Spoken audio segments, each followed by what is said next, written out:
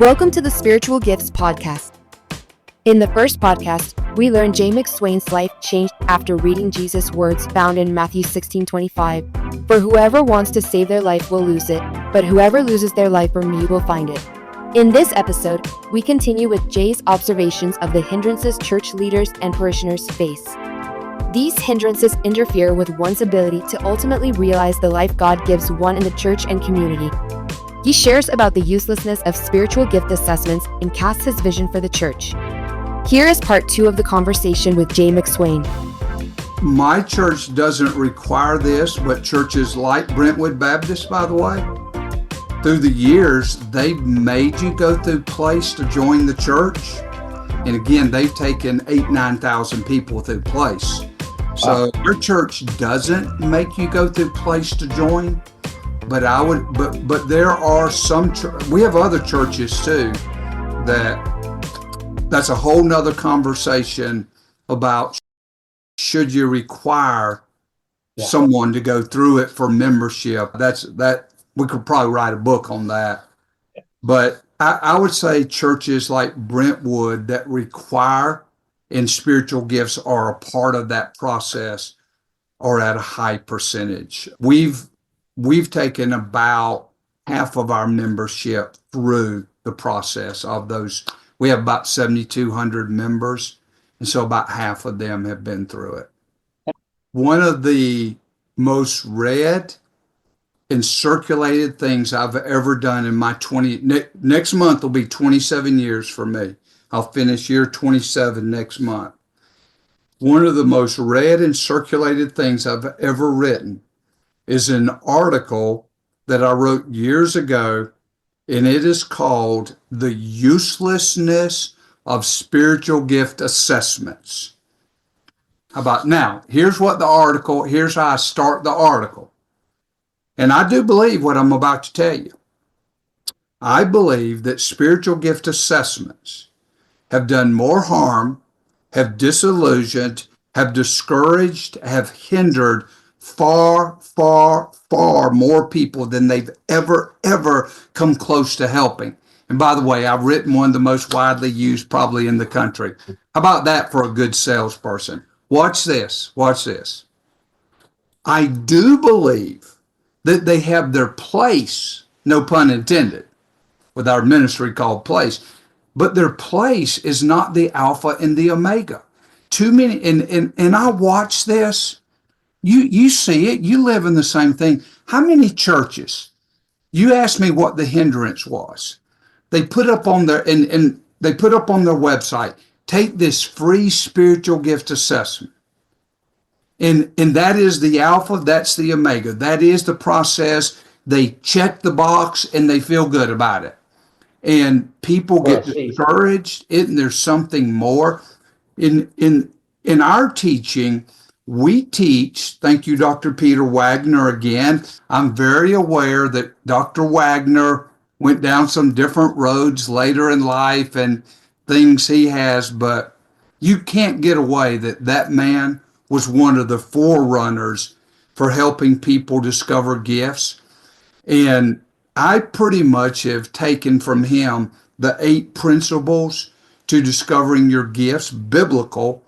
And I think assessments are a form of teaching, but that's one of the 8 principles, okay?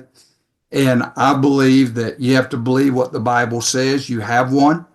I believe you ask God, the giver of gifts, to reveal them. I know this is a novel idea. Get involved in ministry, in that kind of novel. And then teaching, again, that's where Colossians 3:16, let the word of Christ richly. Spiritual gift assessments are a form of teaching. But then you look for where you're effective. John 15:8 says you'll bear fruit. You expect confirmation from others. Galatians 2:9. What do you enjoy doing? Psalm 37:4. And then where are your motives pure? Proverbs 16:2. What are you doing when you're effective, you're getting confirmation, you're enjoying it, and it's pure? Then you line it up with what something like an assessment may tell you. But I think that is a hindrance. That's one.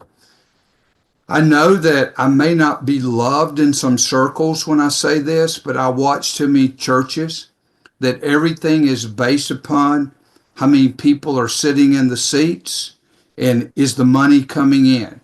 And if we got enough people coming in and enough money coming in, we must be doing great.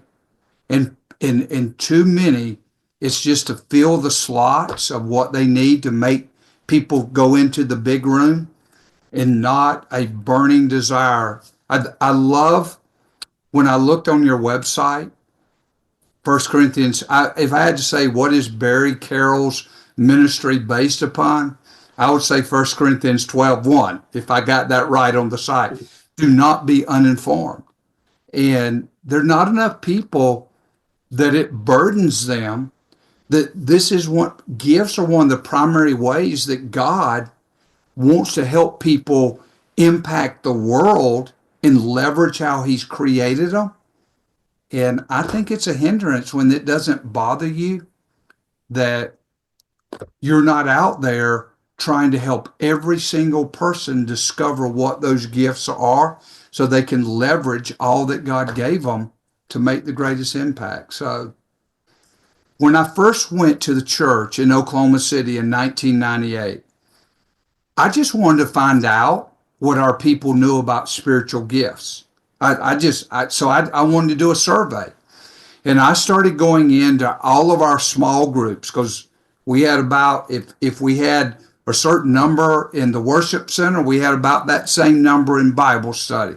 So I started going into various small groups and asking them to do the survey. Barry, they were angry.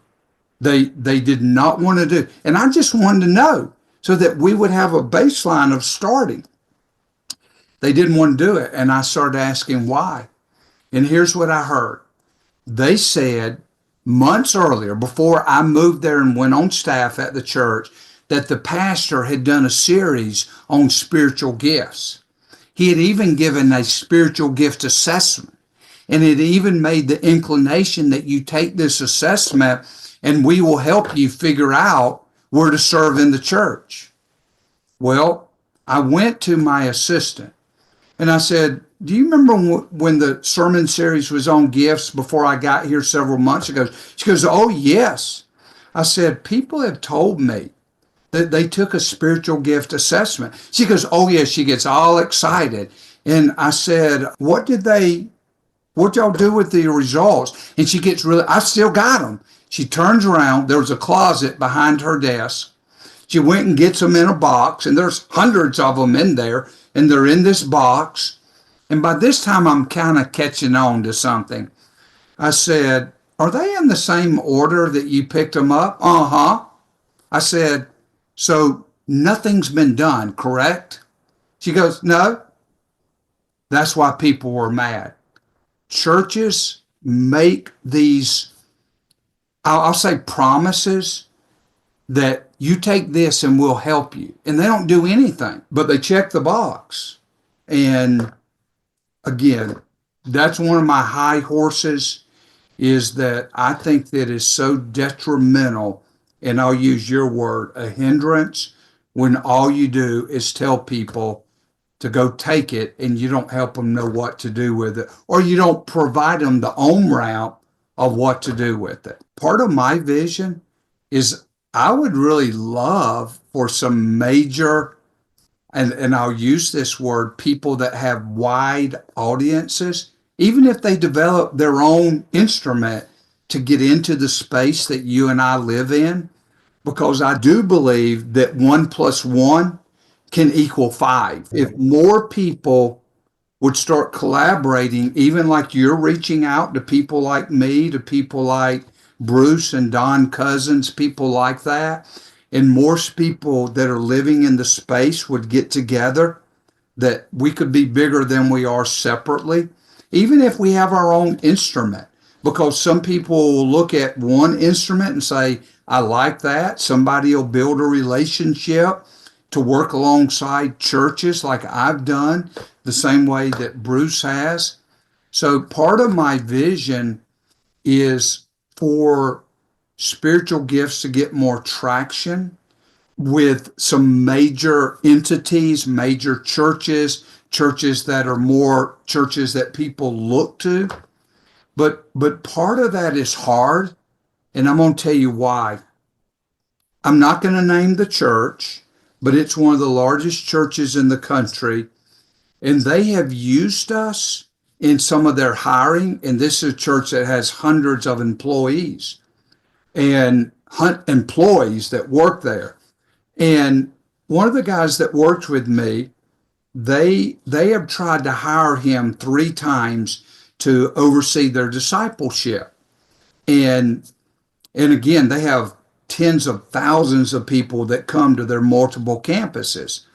And he talks about, the guy that works with me talked about bringing place in there to help people discover their giftings and to kind of onboard them where they should be. And that pastor, and he did have the wherewithal to kind of, he said, if we did that, that would throw a monkey wrench into this thing, into the gears of how this place operates. And again, to me, part of my vision is that the church is built upon the 5-fold mission of the church: worship, discipleship, fellowship, ministry, and evangelism, not built upon just building up the big room to come hear someone speak, as good as they may be. So my vision is, I actually was watching a video today of something that we're probably going to bring back out in our marketing. And it was a video that I did several years ago. Every member a minister.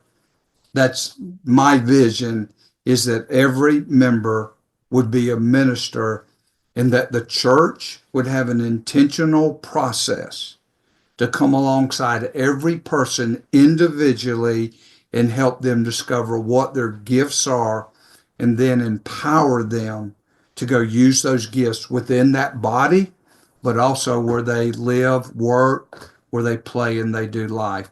But my vision, every member a minister. Amen. And I think gifts is a major part of that. Thank you for joining us for My Spiritual Gift Story Part 2 with Jay McSwain. If you missed Part 1, you can always listen online. Our website is spiritualgiftspodcast.com. There, you can stream the program or download the MP3 for free. Again, that is spiritualgiftspodcast.com. Bookmark where you found this podcast. You will hear valuable information for you and your church in future broadcasts. Thank you for emailing this podcast to any church leaders or young people you can inspire. Let us see if God will use us to change the world for good and God's glory. Thanks for listening.